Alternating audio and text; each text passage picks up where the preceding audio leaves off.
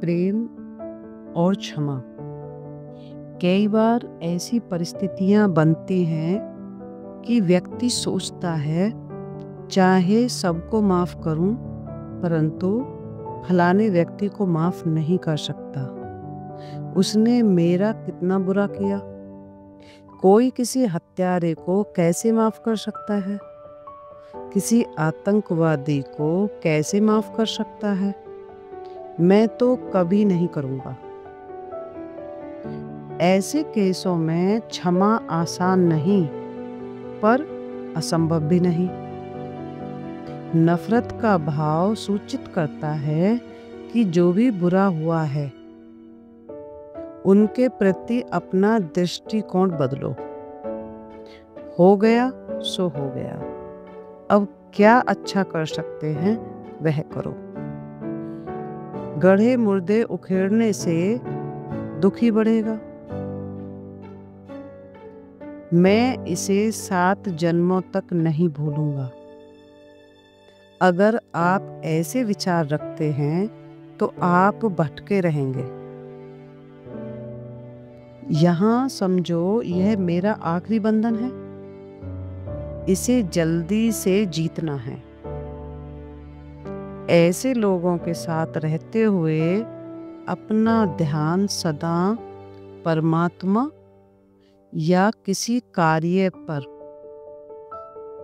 या किसी मनपसंद व्यक्ति को मानसिक तरंगें देने में व्यस्त रहो। उनके प्रति नफरत पालकर आपकी कितनी ऊर्जा बर्बाद हुई, विचार दूषित हुए। उस इंसान ने नुकसान पहुंचाया,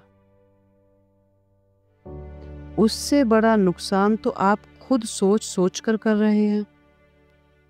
अपराधी व्यक्ति के प्रति भगवान को याद करते हुए सदा सोचते रहो, उनकी पाप वृत्ति साफ हो,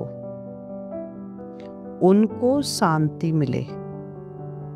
वे शांत व प्रेम स्वरूप हैं।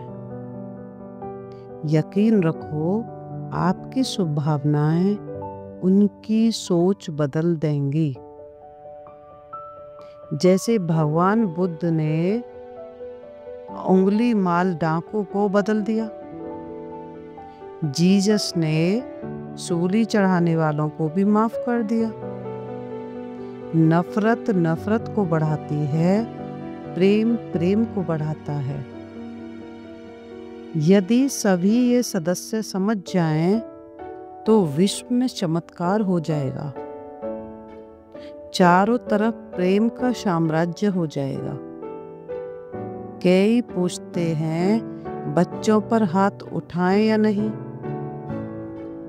हाथ उठाने से पहले अपने विचार, अपना स्वभाव उठाओ।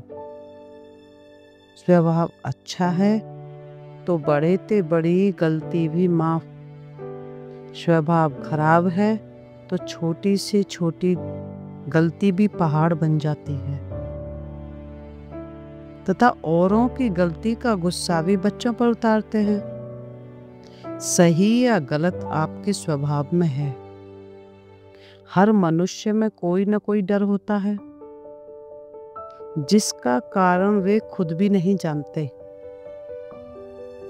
किसी को पानी से डर लगता है, किसी को ऊंचाई से डर लगता है, किसी को दुर्घटना से डर लगता है, किसी को हवाई यात्रा से डर लगता है, किसी को अकेलेपन से डर लगता है, कईयों को अंधेरे से डर लगता है, चोर या भूत से डर लगता है, कई आग से डरते हैं। ऐसे डरों का कारण पिछले जन्मों से होता है।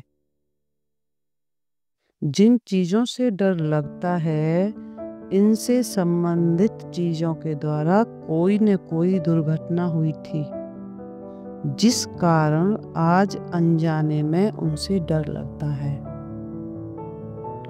प्रेम और क्षमा। प्रेम की कमी के कारण तथा शारीरिक कमजोरी के कारण भी डर लगता है। जब शरीर में किसी खास किस्म के विटामिन और खनिज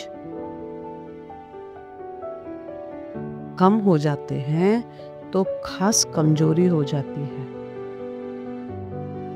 जिससे डर लगने लगता है। लोग सोचते हैं कि किसी पाप के कारण होता है। पाप भी एक कारण है, परंतु ज्यादा कारण कुपोषण है। बुढ़ापे में मनुष्य लाठी को सहारा समझता है, जबकि लाठी में कोई ताकत नहीं होती।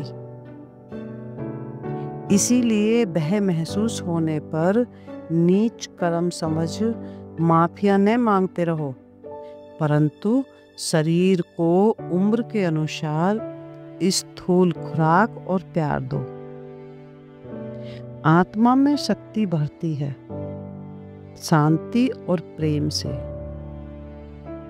परमपिता परमात्मा को याद करने से आत्मिक बल बढ़ता है तथा जो भी मनुष्य सामने दिखाई दे या याद आए, उसे देखते ही मन में कहें आप शांत हैं या कहें आप स्नेही हैं।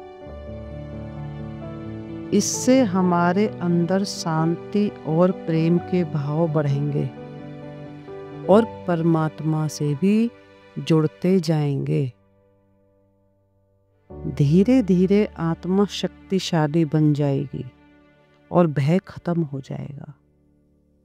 प्रेम में ऐसी शक्ति है जो हमारे ऐसे रिश्तेदार और मित्र व संबंधी जो शरीर छोड़ चुके हैं, उनके पास भी पहुंचता है।